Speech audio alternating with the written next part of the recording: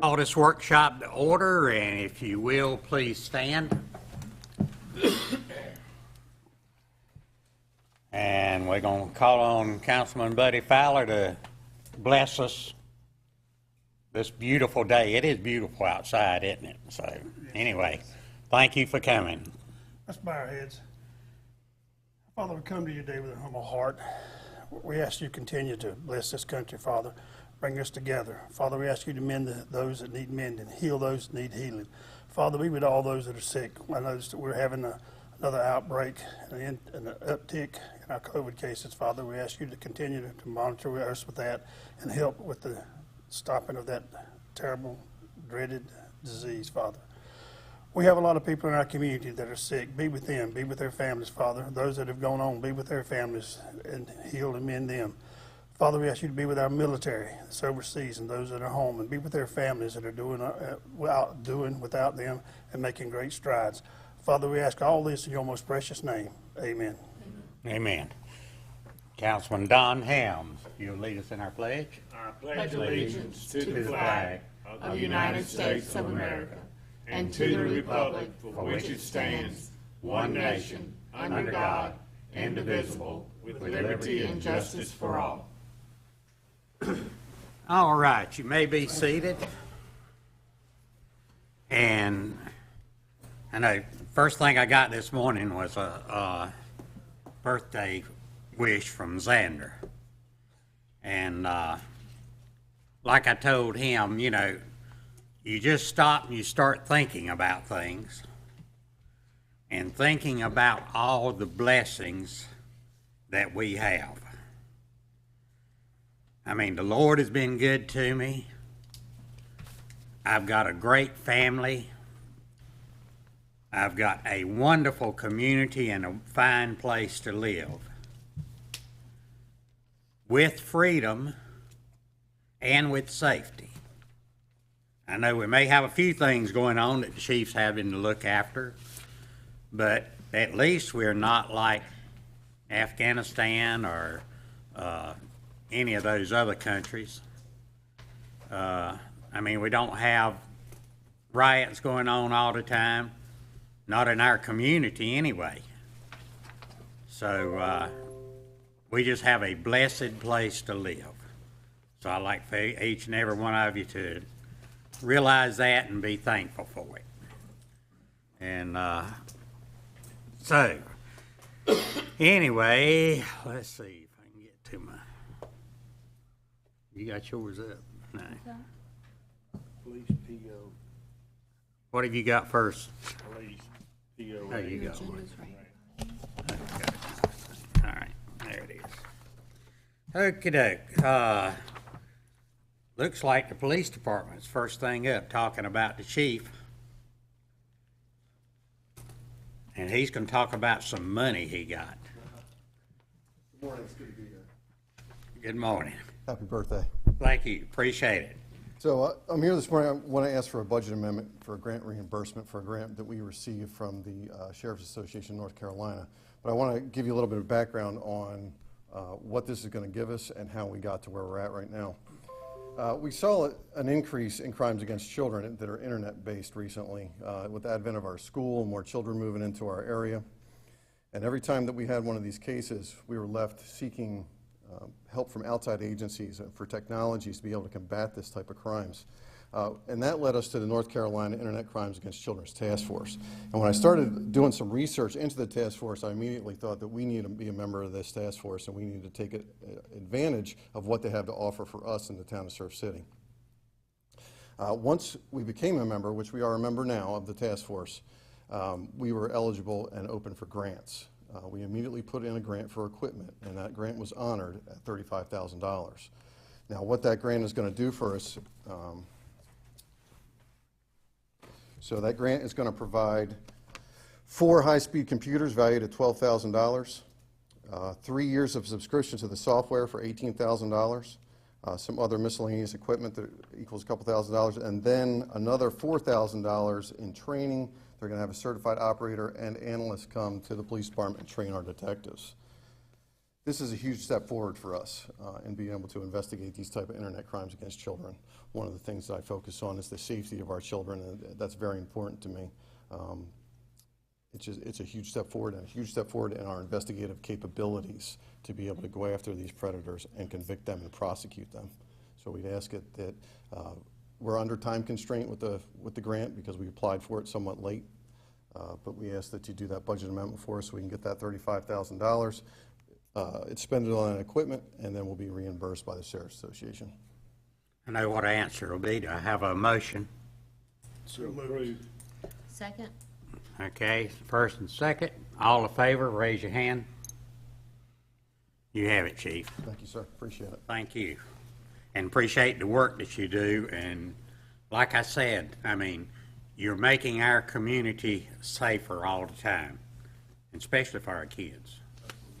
Okay, thank you.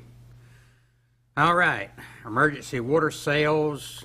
Has everybody read up on this, or you want to talk about it, or? Sure, I'll just give a very brief overview. So the town was approached by a property owner that currently provides water to their customers via a well that they do not control. And essentially, they came to the town and said that they are in jeopardy of losing water service to those individuals, and has requested that the town enter into an agreement with them to be able to provide that water.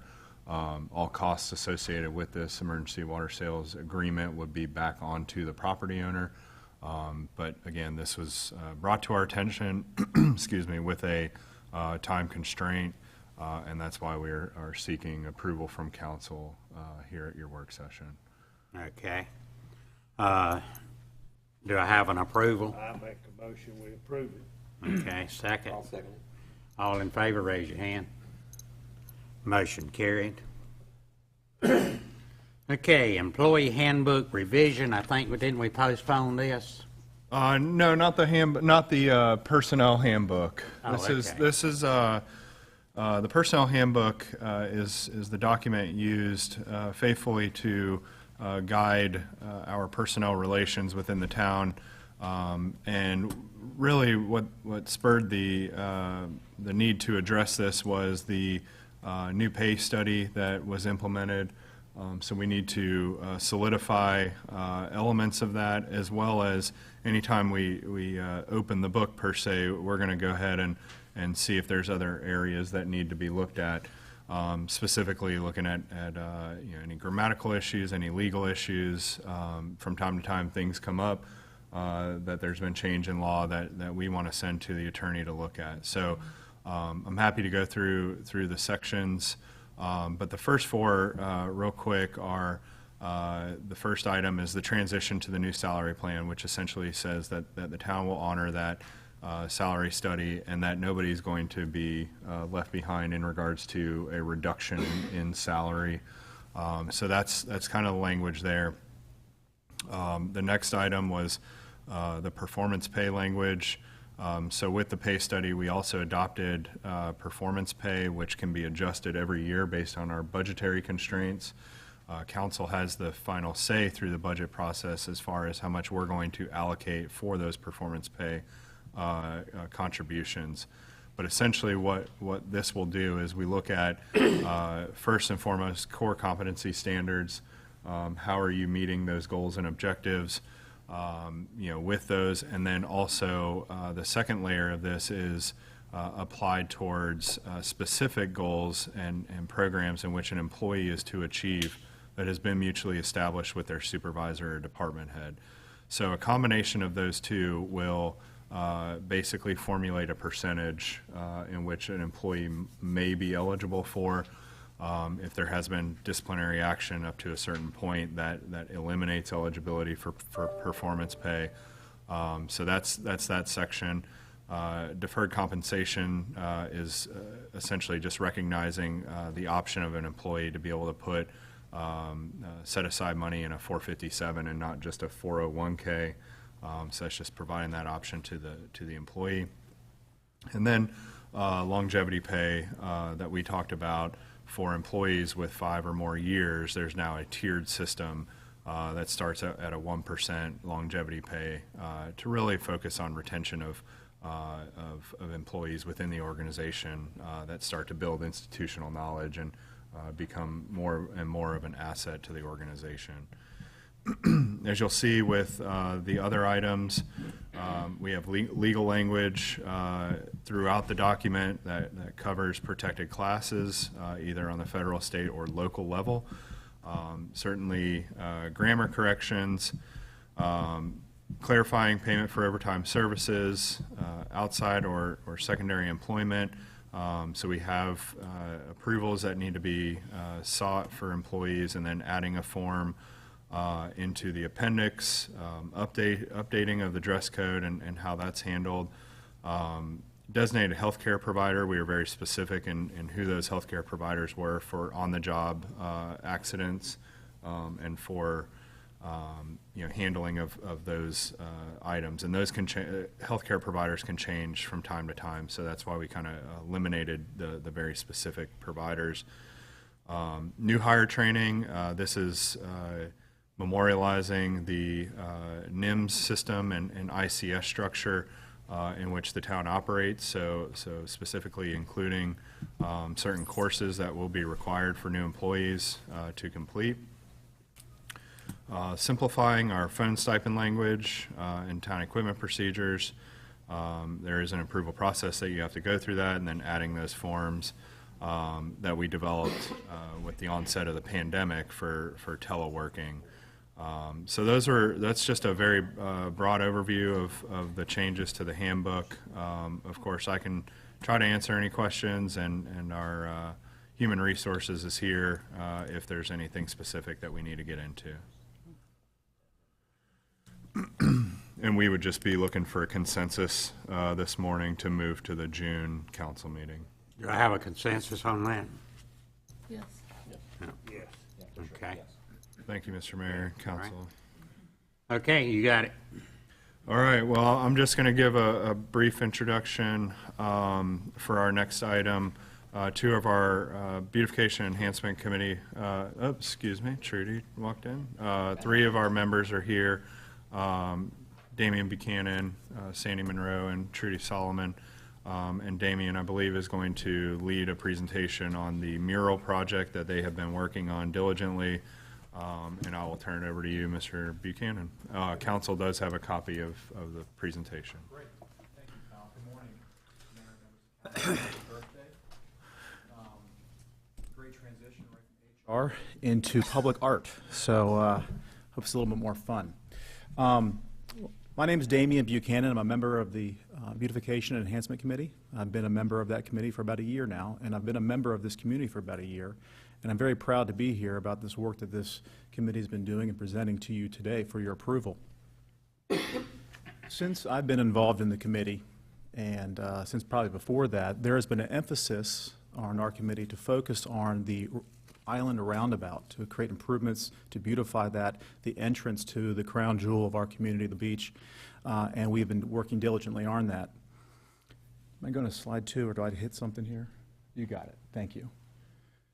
So the roundabout, we have been brainstorming, getting input from the community over the last year and working on this, and we broke it up into 2 areas that we could focus on to improve that, improve the entrance. The first, those 2 areas we believe that needed improvement were the area behind the Atlantic Mart, as well as the parking lot and the pump station area.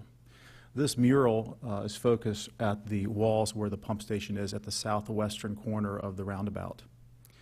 This is city or town-owned property, and this is what we're going to be discussing today. If you want to go to the next slide, Kyle. Here's our subject area. There's 2 walls. It's an L-shaped wall designed for screening purposes around this pump house, painted blue. It's about 536 square feet total space, and that's important because that's how we price. We're going to price our figure of our artist on that.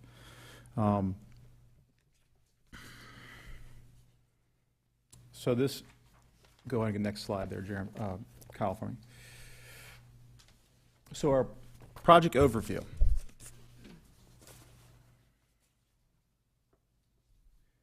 The concept of murals and the trend of murals throughout our country has been increasing consistently. In fact, locally here in Carolina Beach, or down in Carolina Beach, we've seen a tremendous effort by a local community, a local group called the Carolina Beach Mural Project, which is a nonprofit group, started in 2020, and to date they have installed 10 murals, actually the 10th one going in this month, which has had tremendous positive feedback from their community, fundraising, and actually received national accolades.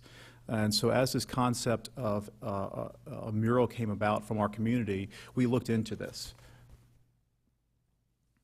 So what we're hoping to accomplish is that we would have a mural on these walls, and we're hoping to have a professional, experienced mural artist complete it, and will be completed by the fall of 2022.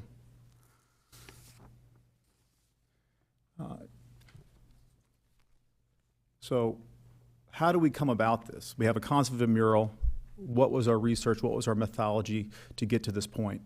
Once we agreed as a committee that we wanted to pursue the mural project, we said, let's not reinvent the wheel. Let's go down and get the experts. Let's understand how this is done competently, efficiently, and professionally, and how we can execute a mural and present something to this community of excellence.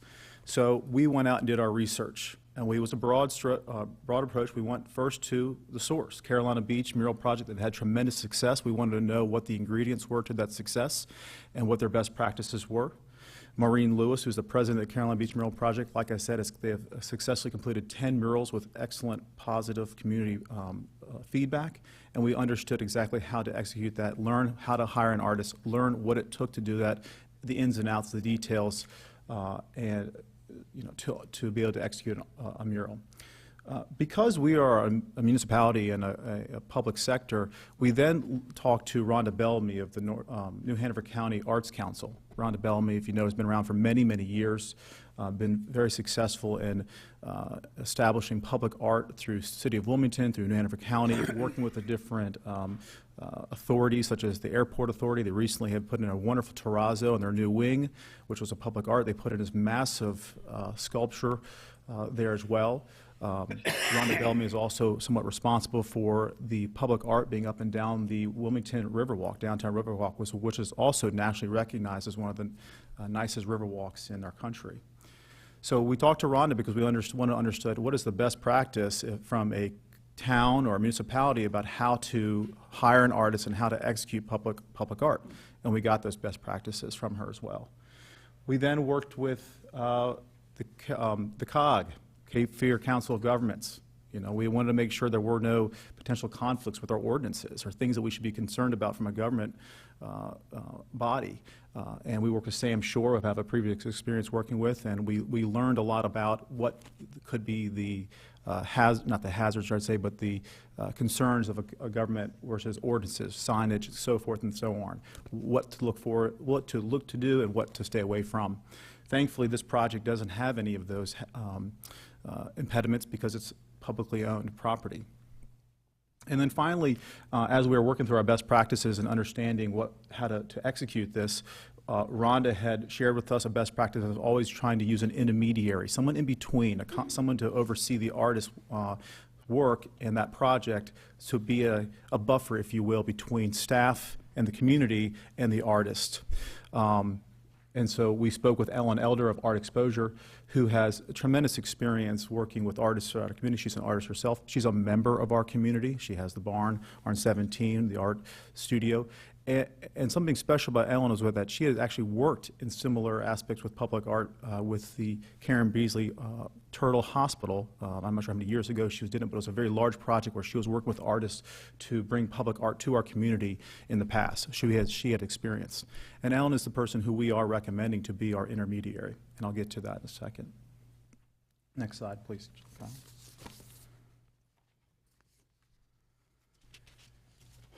So the project details, here's the broad overview, and I'll get into the nuts and bolts in a second. The theme. What is the theme going to be that we're proposing? The intermediary and the scope of work for that intermediary. The artists and their scope of work. How do we hire the artists? What are we looking for? Contracts, the RFP and selection process, a budget, and a timeline. Now, we're not going to talk about budgets today unless you would like to. We have prepared, got contracts. Jeez. contracts. We've prepared those, sent those to Kyle to review. We've got a lot of positive feedback. We wanted some direction from council first before we nailed down the nitty-gritty of the contracts. On to the theme, please, Kyle.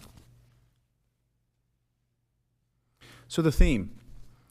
It was important to us as we did this to allow what is this art going to be? It's always an unknown. So we wanted to keep it open within some parameters, but allow the artists to have that creativity to come up with what they believe would fit best in our community. But our parameters were fairly specific. We wanted it to be about Surf City, whether it's about the history of Surf City, whether it's something like an experience, a fun day at the beach, which so many visitors come here to do. Maybe it's something like an iconic image that we all can recognize, such as the Swing Bridge or the Bumblebee Towers. Or maybe that mascot that we all have so much pride in, such as the sea turtles and what we do for the environment here every day. Or maybe something very simple, like a natural coastline or aquatic theme that we can all enjoy. Next slide.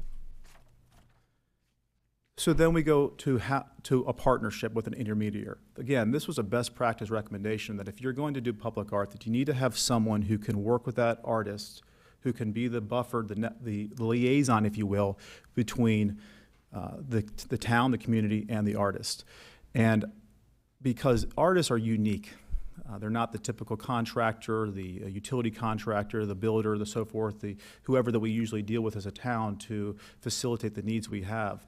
It's a unique. And so you want someone who understands the artist community, and can be that liaison to get them what they need, but also be able to be responsible to the community to get things done in a timely manner. This is not something we want to take a long time. So the intermediary will not only does skip ahead there. Not only is this intermediary going to be that liaison, but they're going to oversee our entire RFP and selection process. They're going to keep all the artist submissions confidential, and that's important. We don't want this getting out to the public to have any undue influence about the selection of the artist and the artistic mural that is to be selected. So this intermediary keeps that process confidential. They would screen our artists and the submissions for competency and make sure that they have a track record they say they do. They would advise our committee and the council on any type of unforeseen issue that we need to be advised on. They would be the point of contact for the artists. They oversee and coordinate all the artist's needs, facilitate the logistics, and verify that that mural is done when it's complete. Next slide, please. So how do we find our artist? We wanted to open it up to all of North Carolina. And again, this was a best practice recommended by the Carolina Beach Mural Project, because what you want to make sure to have is a mural artist who has the experience with exterior murals, and you want to open that pool up to all of North Carolina to allow for competition, for hopefully that cream will rise to the top and we'll have the best possible artist and mural for our community. We need to make sure they are experienced and have references. We're offering $15 a square foot, back to the size of that mural, and that's a market rate recommended by the Carolina Beach Mural Project. That is what they offer, that is the success they had, and that price encompasses all of the artist's costs. The artists will be paid in 3 parts. So when awarded, they are awarded 1/3 of their commission. When they're done, the 2nd, 3rd, and then after the town and the community has a time to make adjustments or make sure the work is done, they would be, a few weeks later, will be paid the rest of their commission. We're looking for that mural to be completed within 10 to 20 days, weather permitting. And that mural will hopefully be started in September.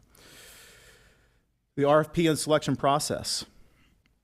Again, we didn't want to reinvent the wheel. We utilized what Carolina Beach had done. They've had so much success. We modified that RFP process to fit our needs, but we based it off of their RFP process themselves.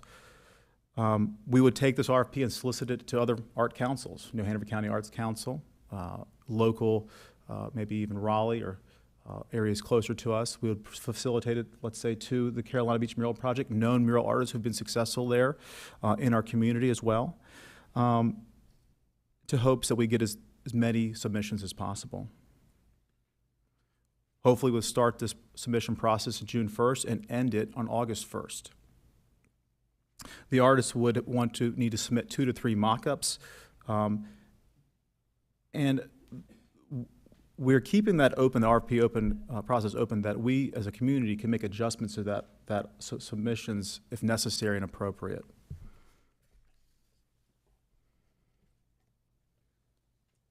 Let's skip on to the budget. The important here are the numbers. Now, initially, our budget was about $2,000 larger than this when we did a rough draft, saying, hey, this is what we think it potentially could cost. But we sharpened our pencils and came up with these numbers. And we believe this is the maximum amount of money that could potentially be spent on this project. Preparation, we have at $500, but we believe that actually could get closer to zero from volunteer work as well as from donations. I know I'll be volunteering in any potential preparation work personally, as well as our committee. We have a facilitator fee, that's the intermediary. We thought it was important, actually very important, that there was some type of monetary consideration in a contract with an individual in our community who's going to be overseeing this. And we felt this was a reasonable number to put for those services. So we have it set at $500. Initially, that was $1,500. But talking to our proposed intermediary, Ellen, she wanted to reduce it, and we were obliged. We felt it was important there was some number there to be held for that consideration. The artist commission, $8,040. That's a big number, but that's based off of square foot number of $15 a square foot. And that includes the entirety of those the artist costs. Any paints they need, brushes, tools, prep work that they have to do themselves, how to protect that mural, their room and board, their travel, everything goes into that commission. And then remember, that's going to be a 2 to 3 week process of painting that. So from a time standpoint, it really comes down to almost less than $40 an hour for that professional work. And we're looking for professional artists to do this. So while that is a big number, it's based off a market rate of a $15 per square foot price, which is a best practice that we've seen the Carolina Beach Mural Project do, and they have had, like I said, the success that we would like to see here as well if we pursue this. We put a contingency number of $500 because it's always smart to put some type of number in as a contingency in your project. Most of this artist commission will be on the fiscal year 2022 because we cannot allocate it now. And we do believe, we know we have those, if approved, we have that in our budget for 2022. Next slide, please. And so what are the final steps of approval? What's the timeline to completion? Well, hopefully with approval, we'd open our RFP on June 1st. We'd have all our artist submissions in by August 1st. We would announce a winner and select a contract by August 16th. We'd do that prep work no later than August 30th. We'd start that process with our artists in their mural on September 12th. And again, the reason in the fall is because it is most appropriate to do this work in the fall because of the weather. And that mural reveal would be no later than September 30th. And we're putting in some time there for potential weather. So, next slide, please. So our committee ask is that you approve this project so we can get moving on it. We're here to answer any questions that you have, and I thank you for your time. I have a question. Yes, sir. Your budget. Yes, sir. I noticed where you're spending $1,000 out of the 21 budget, and you're spending the rest, the remaining of it out of the 22 budget. Mm-hmm. What is your budget left in 21? About $8,000. Have about $8,000 left in the budget for this year. Yes, sir. So we will have quite a bit that's. And your budget for next year is what, roughly $15,000? Now, have you figured in the other cost, the upkeep of the cost y'all are gonna have to do every year? The home and month, business of the month, whatever all those costs takes, and anything else we've got going on from the beautification standpoint for the town.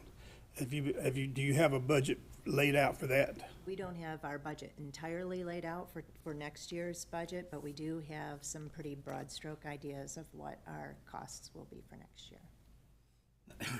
Some projects that. Let me answer that question for Councilman Fowler, if you don't mind. So in the last 5 years, their budget's been $10,000 a year for the last 5 years.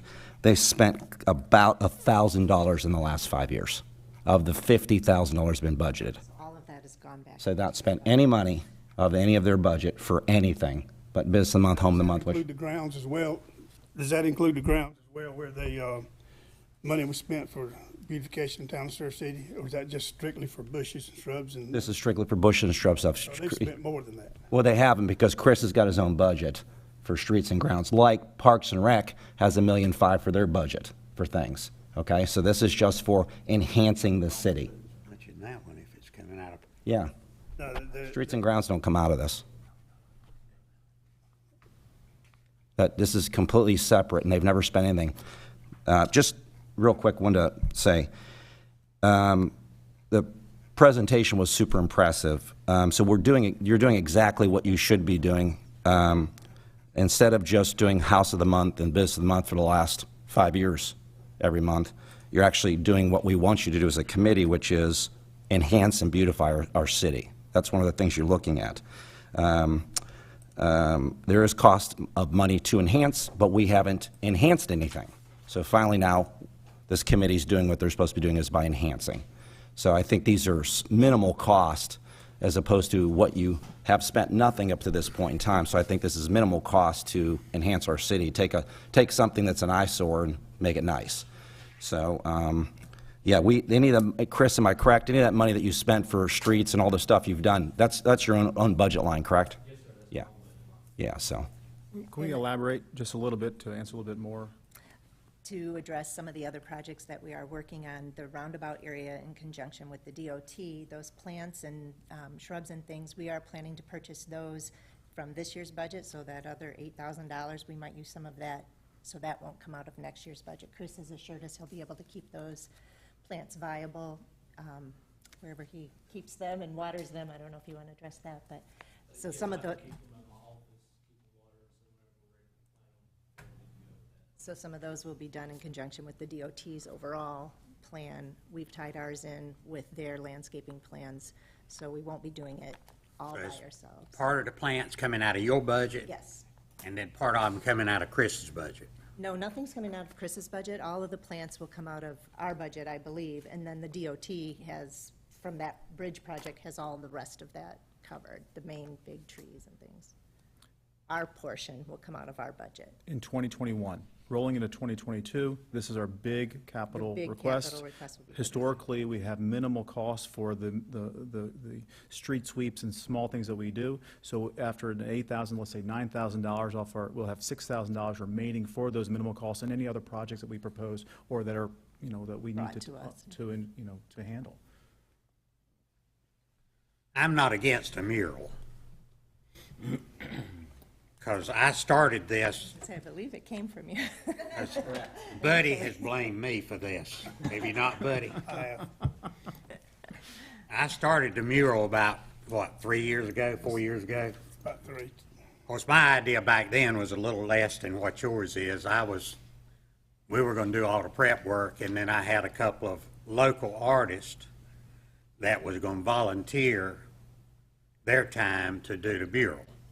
Have you checked with any volunteer artists or any local artists or anything? Well, we're going to open it up for local artists to present, but when we did our best practices, what we're proposing is a best practice from, like I said, Carolina Beach Mural Project. We're basing a lot of our information off what they've done for their success, and so we wanted to promote that and make sure it was open to the community, and any local artist would be welcome to be involved in their submissions. It was important, though, that you reached out to a larger pool because you wanted experience with exterior murals. But certainly the local artists would be welcome to participate in this. I have just one more question concerning the budget. This directed to our town manager. Kyle, did they turn the budget into you beginning of the year, and you're familiar with what they got going on? Yeah, we increased, so historically their budget is been set at $9,000. I've worked with Sandy over the last few months to look at prior year budgets, et cetera, and then knowing this project was coming up, we did budget 15 for next fiscal year. So we did talk about what their request was going to be, but certainly under the understanding that this project had multiple layers of approval, and this one certainly being one of those layers, so that they were not untethered in their spending in regards to what their budget looks like. So I hope that answers your question. Untethered, that means Yeah, thank you for that. Is that what you say? Yes, sir, Mr. Mayor. And whatever you want. Yeah, and no, not to be untethered, but, you know, and when we met, you know, on Wednesday evening, you know, as a committee, they discussed elements of this project that I told them I thought it was very important that they focus on doing the prep work, getting the donations for materials, to try and reduce the cost of this as much as possible. And, you know, I think what Mr. Buchanan and Ms. Monroe were saying about the $15 was that's just what they estimated as to be the going rate. That contract does not have to be issued or approved at that full amount. And we can tie any approval back towards the final cost of the project, if that's what the council would like to do.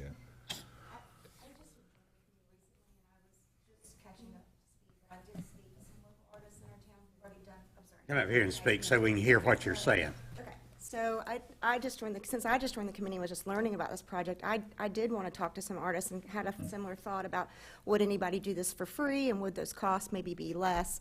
And I spoke to, I know the artist who painted on the side of the EMA building and has painted in several of the restaurant bathrooms and things, and I spoke to her and another artist locally and asked the feasibility of that. Would an artist be interested in, did they think that they would be interested in donating that time and energy and such? They certainly do want their costs, their materials and supplies covered and such. But the two conversations I had felt like there will be some artists who submit stuff and would be willing to do it for free. They may not be the best artwork, so I'm really happy to have Ella and Elder making a lot of suggestions and decisions, but I would never see the cost going higher than that. I think it's very generous and smart business to have something mapped out, knowing it probably will come in less, because I do think some artists would be like, kind of like Ellen said, you don't have to pay me all that, you know, like I really want to kind of meet halfway or whatever. But I don't think the artists, I don't think they donate all of their time and energy to do that. It's a big project when you think about that. And like I said, I've seen some of the mural work done on the side of buildings already, and it's a lot of work. The scaffolding and everything that they bring in, and being up on a ladder like that, and you know, it's a lot of work. So I think that what's proposed is certainly spot on, but they may come back and say, well, I would do it for a little less than that. But I'd rather certainly have that money there and get the best artwork and then negotiate that, but they wouldn't. So I don't think anybody would actually do it for free, but that's just me talking to artists who've been paid for their time and energy, and they do feel like there's value in their work, so. As we all do. Let me make one point. Kyle, you said estimated. It's not estimated. This is market rate. And this is actual numbers that we're looking at. We've seen what mural artists with experience and professionalism are being paid in our local community. Not here locally, but in our regional local community. I have a couple questions. I managed to kind of read through this contract last night, and there's a piece in here that says the Surf City employees will prime the wall. That's us. Well, Which we're not which employees, is not a problem. And I noticed on the photograph that there's a crack in the masonry that needs to be repaired. I would think it would be advisable to have the artist tell you what kind of primer to put on this wall in conjunction with what kind of paint she uses, because if you don't, after the mural's done, if by chance we use the wrong primer and something peels, it also says in her contract that she's not responsible for any type of wear that goes to this wall. That's one. The other thing is, there's a part in here about UV protection. I know I've spoken to you about this at one of the meetings. There's also a product called Artisan Anti-Graffiting Coating. Not that we have a problem in Surf City about graffiti, but if we put this up, it might just inspire some tagger to experience being a part of it, not wanting to be a part of it. But anyway, look into that, okay? And the third thing is, did you or did anybody look into the North Carolina Arts Council? I went on their website, and they offer a grant for murals. I don't know if you looked at that, but I went on that a while ago, and they do have a graffiti, mural portion that they give grants to. I don't know when the deadline is or when you need to apply for it, if it would be good for this year or not, but for future murals, certainly. Absolutely. Thank you for those idea. comments. I mean, just because if we can get money from them, let's do Oh, it. yeah. Let me address those three. Do you have any other thing else? Yeah, the one other thing sir. is, she, on this, I guess this contract says that, there'll be 30 prints made of this mural, and she will be willing to sign 30 prints. I guess that would be good for fundraisers or something for sale. Why can't we get her to do We can change that to anything 100 we prints? want. I'm just saying, the more we have signed, if people like this mural, and it goes over big, that certainly would be a good thing for fundraiser. And the third and last thing is, are these murals going to be to scale? What I mean to scale is that if, for lack of anything better, but a Kodak moment, people walk around the town of Surf City and they're here to vacation, and if we're putting something up with a logo of Surf City, it would be kind of neat to stand in front of it and be part of it scale-wise, instead of just, small things, but. So let me address your points. Let me start from backwards Okay, to the yeah, top. go. That was very important for us to make this a community, this mural would be something of a sense of pride for our community. Something I said that was about Surf City, where we want this to be a tourist attraction. We want our community to say, come see the mural. Let's go take pictures. We want it to be that everyone comes here would take a picture in front of the mural. In fact, in Carolina Beach, they have apps now where people want to go travel just to go see murals across the state. So we want to be on that. So yes. Two signatures, yeah, we can do 150, we can do 200, we can do anything we want to do with that to create fundraising or whatever we think is appropriate, and be happy to have more input on that. Arts Council, North Carolina, yes, we did not look into the grant, but actually our contract, we looked at the North Carolina Arts Council template for contracts to help work with that along with the other contracts we looked at. So that was actually looked at. We did go to their site to look at what was best practice, and part of our RFP was directly questions that artists are supposed to expect. So we did implement a lot of what the best practices from the Arts Council were. We didn't speak to them on there. We just went off their site, read their information. There's a section, if you just Google grants, it popped up for me. We'll certainly look into that It's worth it, in future murals. Anti-graffiti, absolutely. That's always a concern, and we should do everything possible if approved to. Website I went on says they sell it at Walmart, but I think if we're going to put up this size wall, you're going to want to buy something bigger than a gallon, It's a sealer. It's a sealer, it's UV protection. There's certain ones, there's about 4 out there. This is the only one I could find that was for a painted surface. Most of them are for. John, now, we're not in New York here. I know they graffitied your restaurant up there, but okay. It is a so- concern. Kind of money, we need to So- protect this as much as we can. Let me just make a comment Yeah. on that. So as far as the finished product, that would be part of finishing the mural. I think it says in there, I don't know the exact wording, I don't have it in front of me, but that it will be coated with a Yeah, she has a UV protector. whatever. So we can label that as whatever we want and make it more specific. That's not an issue.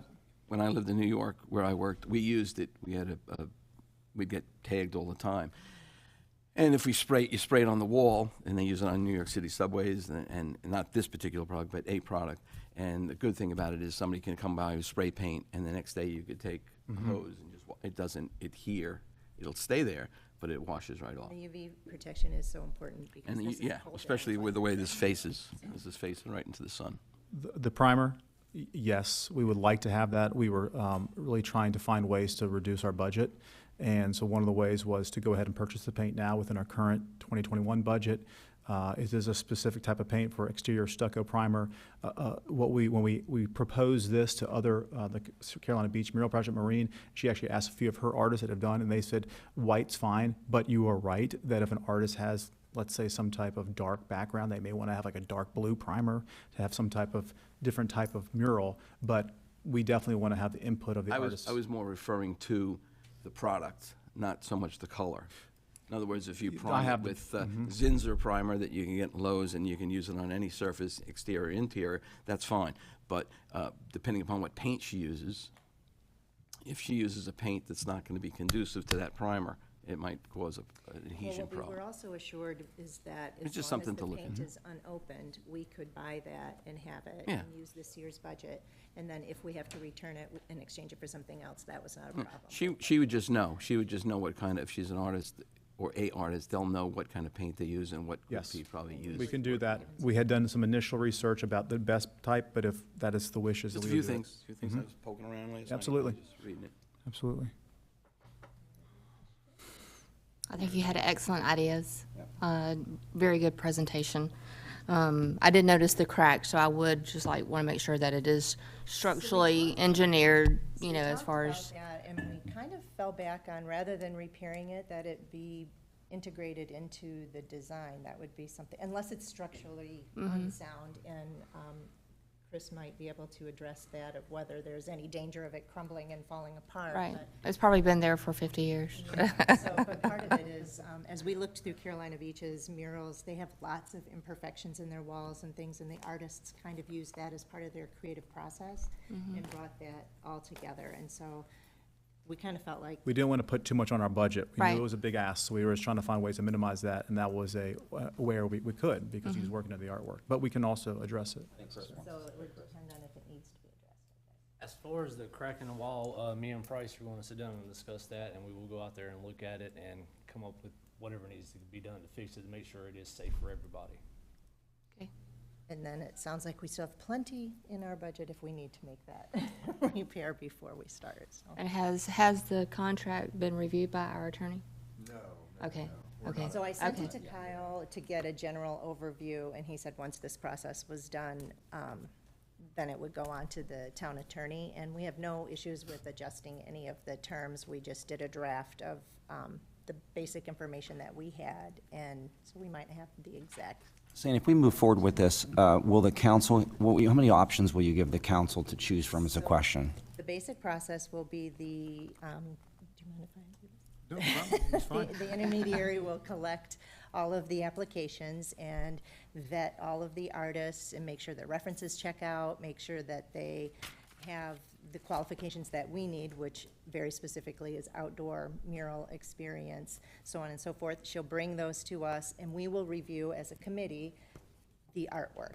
And we will make our selection through a process of elimination, questions, et cetera, and then we would bring the top choice to council for their approval or any modifications that, if there were some reason you didn't like this shark color, whatever, and we would go back to the artist and make those changes. So that's the basic process in a nutshell.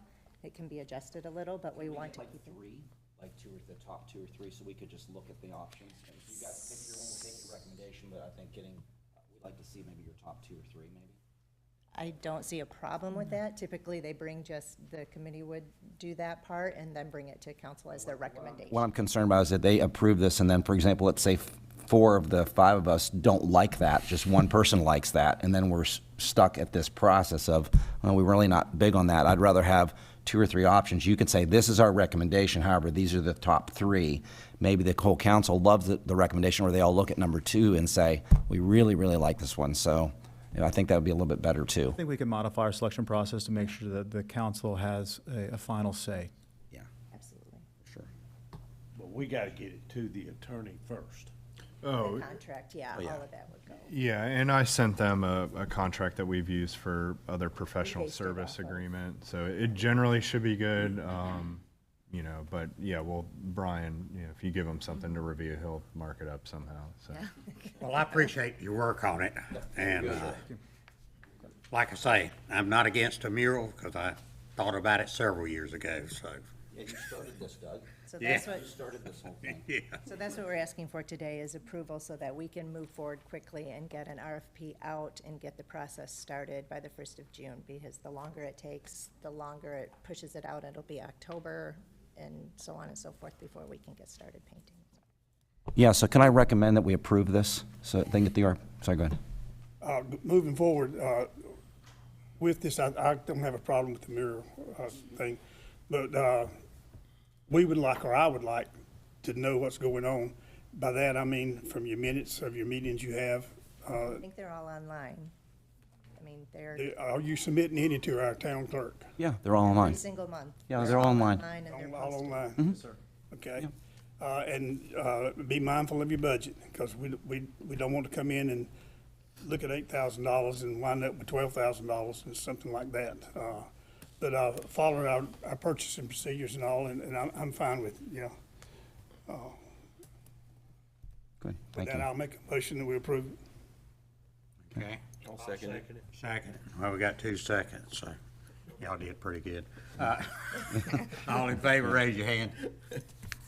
Very much. Thank you Great very job. much. Thank you. All right. Steve Smith, Kyle. Get out of here. Happy birthday, Mr. Mayor.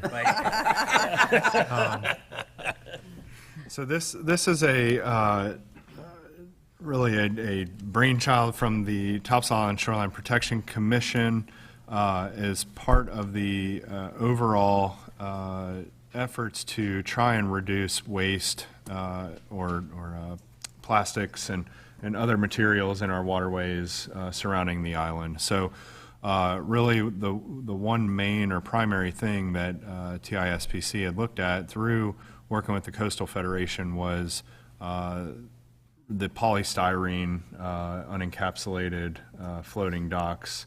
After Hurricane Florence, there was a lot of money spent, and they continue to work on cleaning up the waterways, but to remove debris, marine debris from our marshes, from our waterways, creeks, streams, et cetera. And consistently, along with other building materials, that was a major issue. And with these polystyrene docks that are exposed to the elements, they start to break up, and then you start to get microplastics or micropolystyrene. So in discussion with TISPC, this was identified as something that all 3 towns could do that relatively would have a big impact in the future for eliminating that type of use or product, but also have a big impact because when it does get into the waterways, it does create a huge mess. So Topsail Beach had adopted an ordinance to ban the unencapsulated floating dock. There is no enforcement procedures to go back and enforce on somebody that may have this type of floating dock structure. Right now, it would just look at materials being used moving forward. And I think through general research, a lot of floating docks are not being installed as unencapsulated anymore. That was probably a practice that was used several years ago or decades ago. So I just wanted to bring this to council's attention for discussion, before we brought forth any ordinance or get your input on if you wanted to do this. I would suspect that North Topsail Beach would try to also follow suit with this, with this effort. And this, again, just kind of falls into a much larger, what I would call educational campaign in which TISPC is really trying to push forward. So, Right, so what this means is if a dock is replaced, then it has to be encapsulated. that's correct. But it doesn't mean if you've got a dock out there, you have to go out there and tear it up Yeah. and replace it That's with correct. encapsulated. Yes, sir, Mr. Mayor. So, and we felt that was pretty non-invasive, especially because it's not out of the normal to reinstall a encapsulated floating dock or structure, so. Yeah. Okay, do I have a motion on that? I make a motion, we approve it. Okay, have you already I got it just- written up? No, I just need a We're just consensus. approving to go ahead and have Get a one written up. consensus. Yeah, I did not prepare. I really wanted to get your feedback as to if this is something that you even wanted to entertain. And we'll mimic the ordinance that was adopted in Topsail Beach and bring that to you. I think that's fine, and most of them that are being built this day and time are using the encapsulated. Yeah, it's generally a hard plastic that's surrounding that. Not even, another issue was people were using almost a woven fabric to sort of surround that, and I don't think that's even being used anymore. Right. So, Okay. All righty. thank you, Mr. Mayor. The next item, if Dave wants to give you some highlights or points, I'm sorry, if you're ready, Mayor.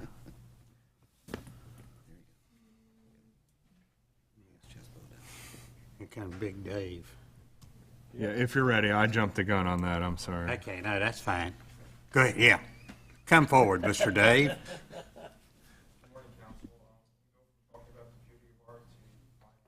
I guess that's going a step down now. It's not as interesting. But one of the things the LGC requires, they do what they call is a financial summary indicators.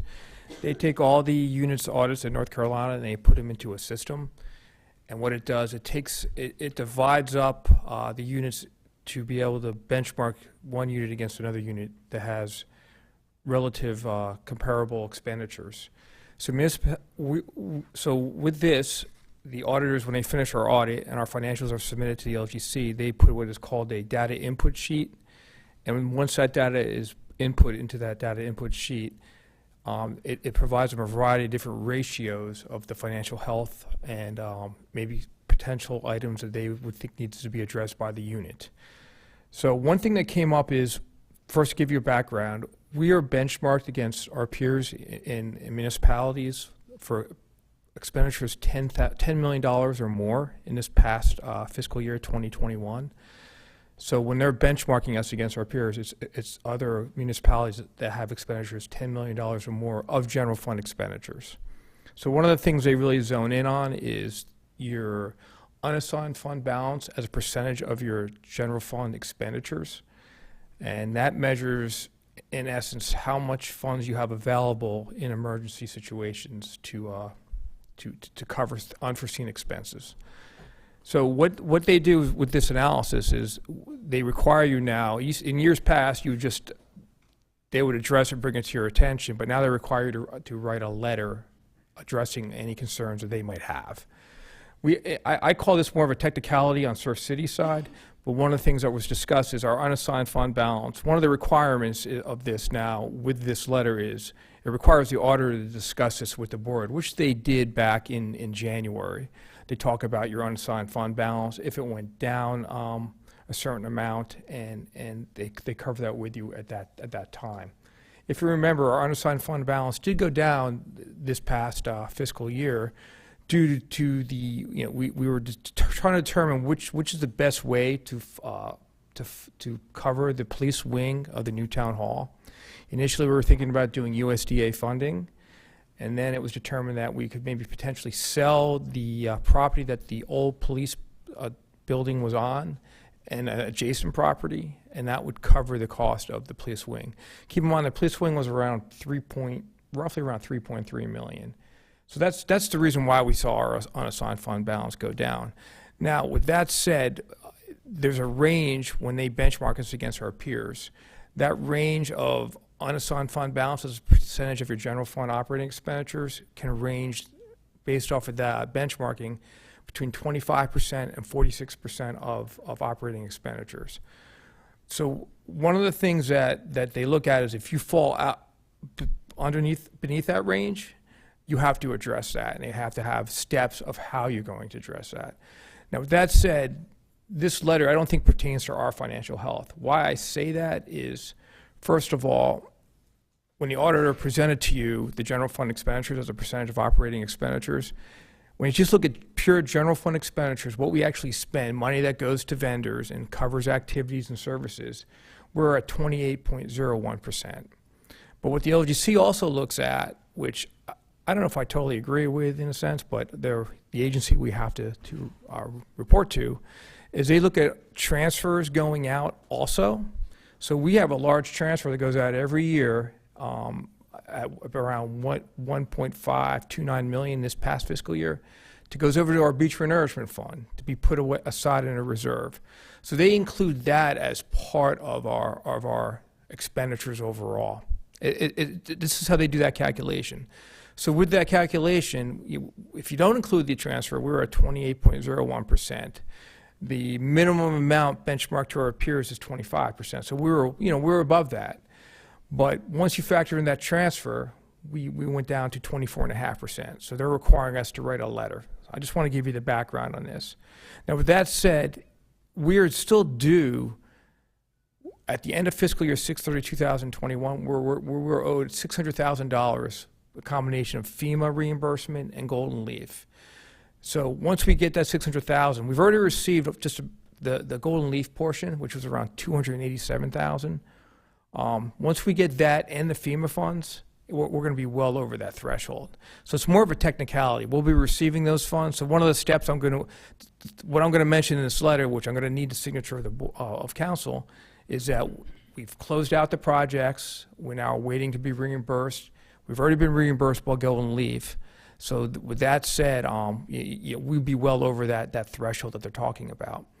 The other thing I want to point out, this past fiscal year, our fund balance grew by $1.9 million. What does that mean? Our revenues came in $1.9 million higher than what our expenditures. Typically, when they see units start to dip below their peers on fund balance, unassigned fund balance as a percentage of operating expenditures, they're seeing, the revenues are much less than their expenditures, and they see it trending down over time. You can obviously see over our past 3 or 4 years, and the presentations I've done before you in past meetings, we're trending up. This was just a situation of where we decided to cash flow the police wing of the building, and also waiting to be reimbursed on certain grants, that being FEMA and general fund money. So I just wanted to cover that with you. I don't think this is anything to be alarmed, but I thought you should be brought up to speed that you're going to be required to sign a letter. This is brand new from the LGC, that they want a letter signed by the finance director, the manager, and the board. But again, we're trending. Our revenues are coming in quite a bit higher than over last fiscal year through April, and our expenditures are actually down a little bit year over year going through April, because keep in mind we spent $1.3 million to repave the roads due to the damage of Hurricane Florence. That was done back in July of 2020. In that time, that's when it was paid for. So with that said, I definitely going to think we're going to see a robust fund balance growth. So the combination of that, as well as getting those grant funds back into our coffers, that we're going to see our fund balance. It's in a healthy position. So I don't want to sit there and say to you, oh my God, let's be alarmed. I'm just letting you know that this letter is required. I think it's more of a technicality more than anything else. Because again, they're looking for trends. And if you look at the trends, we're seeing growth, robust growth, and we're seeing it in a positive manner. And the other thing that I just want to touch with you too, that we have to include in the letter, and it was covered in a January presentation by the auditors, is the auditors you're required to get the audit to the LGC by a certain date. That's December 1st. The auditors provided me the audit for me to review maybe a day before that, and I had a variety of meetings and other things that were time constrained that I need to deal with. So I've learned in the past sometimes that instead of just rushing it and giving it to them to meet this deadline that they have, and then it comes back that you need to adjust this, and this. I'd rather review the report that the auditors give us, make sure it matches what my financials were that I presented to them, and that everything is in working order. So I took a couple days after that due date, so I could have the time to review the report once I got the items I need to get done in other areas. And so we have to include that in the letter too. So I just wanted to bring that to your attention. Any questions that you have concerning? It's not the most exciting topic to talk about, but We're in good shape, but it's just, Yeah. you got to look at all the buckets. and Sometimes they don't look at all the buckets, they just look at one bucket. well, that's the thing too. I'm going to talk to the auditors. Maybe we should present our financials. Our beach renourishment fund is, flush with cash. I'm not advocating to go raid the beach renourishment fund if we ran into financial difficulty, but if we really got into a situation where there's I don't want to say hurricane or unforeseen storm come through here, we have a variety of different areas that we can refer to, like you just said. Right. I'm going to ask, maybe we should present the beach renourishment fund. It'd roll up when you're presented financially into general fund, and our financial. Of course, that money in the beach renourishment fund would show as committed section of fund balance, but it's still an area that you could go to if you run into certain cash flow situations. We can talk about that part later. I have a problem moving my beach renourishment stuff. Oh, I'm not advocating that. I'm not advocating, but I'm saying, now, how do you report it financially? It's still going to be accounted for separate in the financial data in the system. But going into this, we knew because we're trying to save money, and we are saving money and did save money by financing the police department here and not taking out the loan to do that. Absolutely. That's why we decided as a council to do that along with your recommendation. We knew that some of these things are coming. We are financially stable and sound and in good shape. This is just one, as you said, one of those technicalities that new regulations they've got going on, they got to do, and they got to get this letter in. I don't see a problem with it, have no problem with it, and so let's get the letter in, get it signed, and move on. Perfect. I'm in agreement. Okay. Okay. I don't think we need a vote on it, just. No, it just is, I would say just probably a consensus of council, because we will come to a majority of you to sign this letter. Okay. Sign your life away a little bit, but, right. but no, Dave and I had talked about this, and, it's something that, we felt fine with, but we just wanted to make sure our I's were dotted and T's Yeah. were crossed with. I'm fine with it. All right, perfect. Everybody else? Yep. Okay. Thank you. Thank you. Thank you. All right, thank you, Dave. Okay. Oh, all right. Kyle, you want to do or you want Jody to do who you want to do the beach access? If that's Councilwoman Batts, or? Oh, okay, council. I can do that. Okay, I'm sorry. So Jody did provide me with some information as far as some reporting that had been turned in on the beach accesses and the minutes from a May 15th, 2021 meeting that just gave a brief update by Ms. Griffin on the adopted beach access. So the Topsail Was that Island. the last meeting? I'm not sure, Jody. Was that the last meeting, May 2021? No, so this 2021 meeting was where it gave an overview where we started the process back up. So all of the beach access reports that you have show from the 2021 year up until the 2022 year, and where I took over in that March timeframe, where Ms. Griffin started getting those reports to myself, and I started putting those in the RAC reports. So it's just giving you the update on how that group started. Okay, thank you. So I think the group started, if I had to give a date, would be October of 2019. Since then, the Topsail Island Shoreline Protection Committee is focusing on beach clean.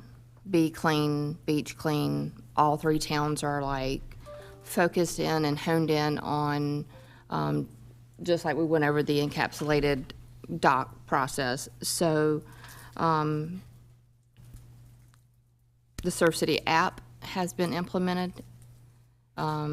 Every citizen in our area, including Holly Ridge, Topsail Beach, Sneeds Ferry, if they were to come to our beach and they have that app downloaded on their phone, they can easily report anything, whether it be in a parking lot, on the street, on the beach itself with turtle holes. They can report anything to the town. So I am, or the crossovers, anything that you want to report is very easily done by any citizen in our area. So I'm asking that the town take full accountability for the beach accesses, that the reporting by the private citizen be terminated and the signs be removed and returned to the business owners and the residents. I spoke to several of the business owner residents that have some of these beach accesses. They asked that the signs be returned back to them. The beach access, as far as the repairs, cleanup, I know that our town streets department and Parks and Rec work together. I asked that, not that the program, but, the program be terminated, but that the street department and the Parks and Rec take full responsibility, and the departments can work together with the street sweeps and the beach access cleanup sweeps, along with the Surf City app to report anything that is wrong with the beach accesses. This would not in any way interfere with the Longboard Association. I've talked to several people from the Longboard Association. They still can do their beach cleanup, their walks, so forth. anyone that basically adopted a beach access.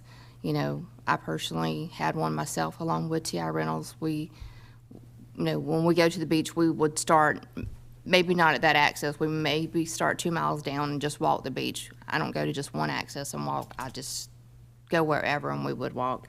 So it still gives, we still have so many eyes. Every resident has eyes on this project, especially this time of year with the sea turtle walks as well. So that is what I would like to do. I would like to see Surf City take accountability of the program. Teresa, can I add something, if you don't mind? Mr. Mayor, can I add something? Yes, sir. I think along that lines, you know, pre-Kyle, streets and beautification were, I mean, streets and Parks and Rec were one department. And then through just growth and the overwhelming load there, those have been divided. So now you have Chris Carter, which is the department head there for streets and grounds. You have Jody, which is the department head for Parks and Rec. It was just too much for one department. That was per our manager divided those up, which makes sense. So then you have the B&E committee, which falls under streets, beautification enhancement. Then you have obviously Parks and Rec has their advisory board also. You know, for example, that B&E committee, one of the things they're doing August 20th is they're doing a beach access cleanup. So I think that instead of a street sweep, they're doing a beach access cleanup. And I think that falls in line with Chris, as the department head, can get with that committee and say, these are the things I need from you as a committee to be able to help put some eyes on this as a reporting system. Not that they're adding a lot more for you, but it gives them another thing to sink their teeth into, keep things straight, because they're already actively involved in all those processes anyway. So I think this all falls hand in hand. It's not really taking from anybody. It's really just really doing what this committee should be doing anyway as a part of the enhancement part of things. So I really want to back up Ms. Batts on that process. I think that it just falls in line as we are doing more and more things together. It's one thing we talked about today. You said this, Mayor, we're doing great, the city's doing great, everybody's doing their job, and this kind of falls in line with the enhancement and beautification and Chris with what he does. So I think it's a great thing. So. Anybody else got anything? Nope. Buddy? Don? Big Don. No, I'm fine. Whatever Teresa recommends. Jeremy, Okay. that's fine with me. All right. It's not eliminating what Miss Griffin does. Does it eliminate what you do? Evidently it does, yes, sir. Oh. I just want to speak 1 second for Andrea Carter. Okay, hold on. We usually don't, but is it okay if she speaks? Everybody else has spoke. Do I have an agreement? I don't care. Okay? All right, go ahead.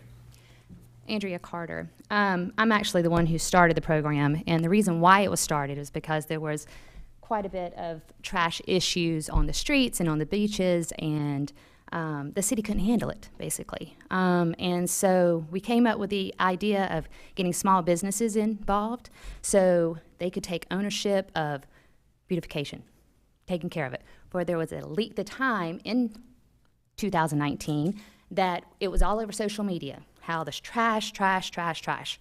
This was a situation where the business could get involved with the community, be a part of the solution instead of the problem of cleaning the beaches.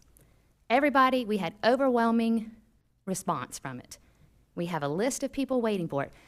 Ms. Batts, I know that you have not been sending in your reports and doing your part. I understand that. And that's okay if you wanted to give up your spot on the access. We were glad to take it over. We have many people waiting in line for them. As far, it has not cost the city a dime. We took it full volunteer. You don't have to go and get beautification to go find volunteers to clean it up. You don't have to pay somebody to clean it up. We've all been doing it ourselves. George Howard, Cody Lugens, Corey Sides, all of them have all said the same thing. The beaches have never been cleaner. They're all very proud of their success and what they're doing. I understand that y'all want the control of it, and that's fine if that's what you feel that you need to do, but you're letting a lot of people down that have taken the part of themselves, Longboard Association, to be a part of this community. You're taking away that right. So it's very disappointing that this is the way this has gone, and this is the choice, because it's been a great project. It's worked. There's been not some reports that were sent in. We talked to Chad about it because of COVID and so forth. We weren't even allowed to be on the beaches some of the times. We don't do it during the off seasons because there's no point. But we took it upon ourselves to let you know. We sent in reports that talk about places where you can trip up, split woods, nails out. We have people that go out and, cover up holes, pick up trash. This was a way to help the city. This wasn't as something to, as we were told, free advertisement. These people definitely wasn't insulted by free advertisement. It's definitely not free advertisement because they go out there several times a month and pick up trash, etc. So I think that's all I have to say, but you seem to already made up your mind. But I just wanted to make sure that was on the record. Ms. Carter, can I ask? Let me finish this real quick. Yeah. Let me go. You want to go? Let him go. Let him go.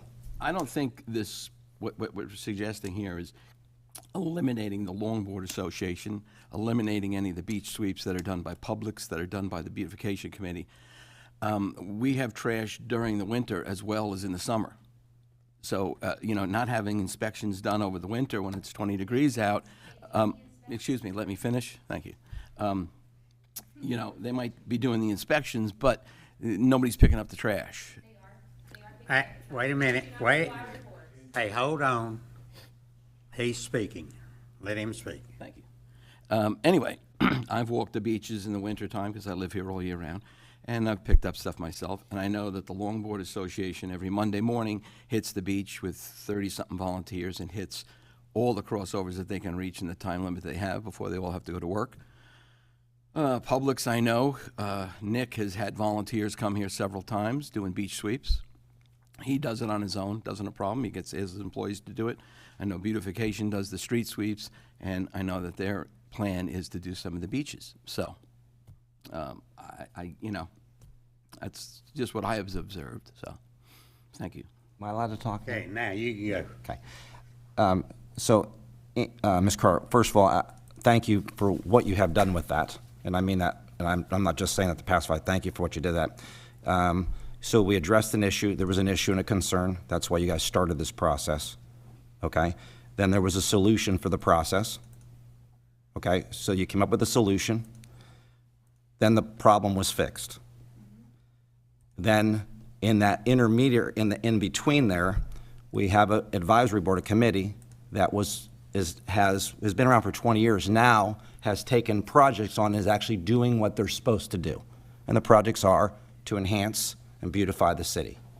And so one of the things we've done is since all of this comes in a line, it's a perfect time for Mr. Carter, as that department head, to move this into that committee for that set of eyes to be able to regulate this, and not regulate it, but work with it, help with it. And everybody else can be a part of that process still. Just to, kind of things have more been streamlined. So I think it's a thank you for what you've did, but I think we're on to the next chapter. So, I got to be honest with you. Please don't Wait a minute. He's speaking. I don't understand why y'all laughing and heckling. I'm being honest with y'all. I don't have any bone to pick here. I'm just talking from the heart. It doesn't make any sense, man. So Thank you. My thing is, Jeremy? I'm done now, I suppose. so first of all, this has been a complete volunteer-based situation. This has not been an employee-type situation within the city. Beautification, they already have their own issues with finding, working hard to find volunteers to do the beach sweeps. That's a completely different entity altogether. We do continue every single month, Susan and I both, walk the beach access for everyone, including Ms. Batts and her access, and we turn in those reports if need be. During the winter months, we do not have as many issues. Yes, there's always going to be trash no matter what, but we do not have those issues quite as badly. We talked with Parks and Rec, and it was proved by Chad at the time, which is the former director, and he understood the situation and did not have a problem with it. We talk about respect. The respect would have been to contact us and get in touch with us and letting us know instead of just placing it on the agenda without hearsay, are letting us know. But as far as the volunteer situation, Longboard has done a fabulous job. They always do. George Howard, all of these people, and you're really taking that away from them, that pride of, that was the whole point of the signs, because it is a direct reflection on them and their business if it's not taken care of and upkept. So again, going back to giving it to beautification, I know they're doing a fabulous job, but I also hear that it's hard to keep up with volunteers and getting people there. I know how the volunteer process works. That was the whole point of giving that responsibility to the individual businesses. So. Thank you, ma'am. Okay, anybody else want to speak? Yes, ma'am. I just have a question, that's all. Will the town take the signs down, or do we need to take the signs down and return to the businesses? That's all I need to know. The town could do that. All right, and will they return them to the businesses, or because there's some individuals, so if it's acceptable, if they will take them down and then call me, I will pick them up and deliver them, if that's Okay. acceptable. Whatever they want to do, but they will be returned to the business. Chris could be responsible for that. Yeah. Yeah, Chris. So, I do want to thank all the residents and all their help they give us. I mean, they provide us with a lot more eyes out there. We are limited in staff. My guys go out to every access every single day. We go across them. They're supposed to look for any type of safety hazards, trash, that type of stuff. I feel like they do a good job. They can go across it at 9 o'clock, and at 9:15, somebody can walk across, drop trash, so we don't get to see it. So anybody that wants to help us, we are thankful for it. As far as the signs go, I will have my guys, if this is what we want, my guys can take it down next week. I can contact them, and they can come pick them up. So do we need to make a motion? Okay, is there anybody else wants to speak? Yes, sir. So there's an access that I go to all the time, and it's just a little, it's the wood's getting a little bit old. Can you raise money for just one access to make it better? So if I wanted to redo all the wood on the one that I use all the time, could I do that? You can give us all the money you want. Oh, no, Mr. Senator. I don't want it to go to all of them. Yeah. I just want it to the one that I always use. Sure. I mean, if you want to donate But it would, money to it the would just go to town, that beach. to that, we can To put that it access? into the access repair, but, I mean, if it needs to be addressed, we need to know about it. Well, I mean, it's just not as nice. So I'm just saying those signs, if someone did want to fix that access, why wouldn't you allow them to have a sign that says, I'll fix that access if you give me a sign for 10 years, 15 years, whatever? I mean, you could replace all the wood and make it look real nice. That was not the deal with Oh, no, I know. with the sign, though. I'm not saying that, but I'm just saying moving forward, I mean, I would like my access, 23, just to be beautiful. I love that little area, and I'd fix it in a heartbeat. Well, I would suggest, if I may, get with Chris. Yep. And talk to him about it, and if you want to donate the money to fix it, hey. Okay, I just, yeah, so I mean, I'd not even put a business name. I'd put my parents' name right there for some of the stuff I've done around the area, and just, I mean, just a little dedication for them. That's going to need to come back. Yeah. So it's just trying to make it nicer. Yeah, I know. I realize that, and I appreciate it. Yeah, that's it. Thank you. I believe, would that have to come back? Yeah, well, I'll get with Dave on what we might need to do, if there's a special dedicated fund for specific accesses and how we might be able to accept funds for that. I mean, we might can do them just like we do the benches. Yeah. Again, I think a much bigger discussion if that's something we want to look at. That's what I'm saying. Yeah. But it needs to We come back. can put something together and bring it back to you. Yes, sir. May I ask a question, please? Yes, sir. Name and address? Yes, sir. My name is Mark Torrance. I live in Holly Ridge. I'm an employee at a local business here. I won't say which one. I've been cleaning one of the accesses by myself for a year and a half. I had no idea I was supposed to report anything. So I guess my question to the council is, what's the problem here? I mean, my business is signs there. I clean it. It looks nice. They're covering my back. I don't understand the problem. Thank you. My understanding was that there was supposed to be reports going to you all, right, from the businesses. But you didn't know that, right? Yes. So some of the businesses people, he was a volunteer. He was not our direct contact originally with the process.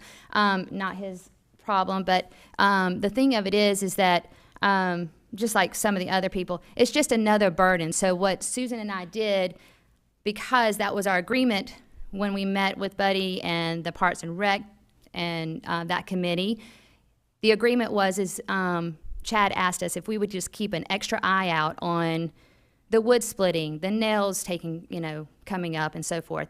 It was just an extra eyes, and that's what we've been doing. And so our reports pretty much outline that. If there's trash cans that are overflowing, if maybe a trash can is missing or something of that nature, we've turned it all in, we've seen it all, we've made notations and let people know that. It is in the reports. Yes, there are people that do not send it, like Ms. Batch, they do not send in their reports. And so what we have been doing is taking it upon ourselves and walking the beach accesses ourselves to put a second pair of eyes on it to make sure that it is being taken care of. When things are needed, especially when it comes to trash. When it's not trash, we send it to Jody. Prior to that, it was to Chad. But if it's something that is trash related, we call the individual that owns or that's sponsoring the access and let them know that they need to go out there and, do some additional work. However, we have not had a whole lot of issues. Agreed. 5 minutes after, walking the access, you can find trash. That has been a huge part of it, but also just taking care of nailing in nails and stuff like that. I realize that you guys may be walking it every day. However, we turn in quite a bit of stuff that where wood needs to be replaced, it's bowed up and things like that. Pretty much every single month we are noting something like that. So again, obviously a second pair of eyes needs to be placed on it. Great. Thank you, ma'am. Okay. Do we have a motion? I'll make a motion. What's the motion? To give it to the town, to have our parks, our town parks and rec, street sweep and beautification take over the beach accesses. Okay, do I have a second on that? No, it goes to not the Parks and Rec. It just goes back to streets. Okay, just back to streets. back to streets. End of story. What Chris does with it, Yep, okay. that's what it should do. No problem. Okay. So is that a second, Jeremy? Yeah. Okay. All in favor, raise your hand. Opposed, same sign. Okay. What's next? All right, easement request. All right, Mr. Mayor and Council, I was approached after the land dedication at the Tropical Winds subdivision to the town to be utilized for the Earl G. and Inez Batts Recreation Complex. I was contacted by Mr. Tony Edwards, who lives at the very end of Royal Palm Avenue. And he lives in the house that is directly adjacent to the pond and the lands that were dedicated to the town. And he had an easement in place with Mr. Wayne Lanier for 30 feet to provide for some additional parking and storage area. And he is essentially requesting that the town consider honoring that easement if additional easement language needs to be drafted up because of the ownership transfer to provide for a buffer for future use along that pond that the town took over. And I've assured Mr. Edwards that the town's intention is to not put any active recreational components there, no parking components, et cetera, except for the walking trail to go around that pond. So he was satisfied with that response, but asked that I consider taking this to you to request that easement stay in place, and or if it needs to be modified because of the ownership change, that we be able to take a look at this. I explained to him that if council wants to entertain any of this is all on his back in regards to preparation of any legal documents, surveys, assignments, et cetera. He is certainly understanding of that obligation, so that's his request essentially that I'm trying to bring forth to you. Okay. And what is your recommendation? Yeah, so I would, I would recommend that the easement was already in place, and since the town has gone through the master planning process for the park, I don't see that there's going to be a conflict in the future for us to honor this area adjacent to his property. He's already been using it, and we did meet him on site, and there's distance separation from any sort of usage around that pond. So I would recommend that the town move forward.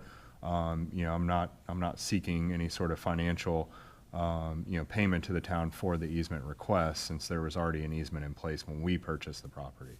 Okay, but we'll have Brian to write one up so that we're not responsible for anything. Well, I will have Mr. Edwards contact his own attorney, and Brian can review anything that his attorney would do. I want to minimize any expenses and obligations to the town, but we will review any. We won't be held responsible for anything that happens to any of his No, sir. stuff on that. No, sir. Absolutely not. Absolutely not. Does his easement, will that affect walking around that pond? It will not. He decides to put a fence up on his property? Yeah, there's a sizable distance there from where there would be a potential walking trail that goes around there. Whether that gets improved in the future or not, I'm not sure. We're nowhere really close to that portion of the project, but I didn't see any major impact. Yeah. Oh, yeah, and he understands that we want to integrate that into the overall trail network of our park, and he's totally understanding of that. Okay. And two, our facilities and grounds folks, are out there maintaining that property now. So Chris and I went out and met with Mr. Edwards, who was taking care of that pond for a while, and he is very appreciative because he's getting up in age and certainly happy to delegate that responsibility to somebody else. So. Okay. All righty. So if I would just ask that council allow me to move forward to continue to investigate this. I might not have it ready for your June meeting if there's some additional materials that need to be drafted up. And if that's the case, then I would just bring it back to you in July. As of right now, there's not a major time constraint associated with it. Consensus, yeah.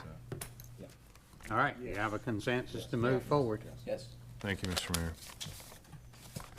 All right, anything else we need to do on this?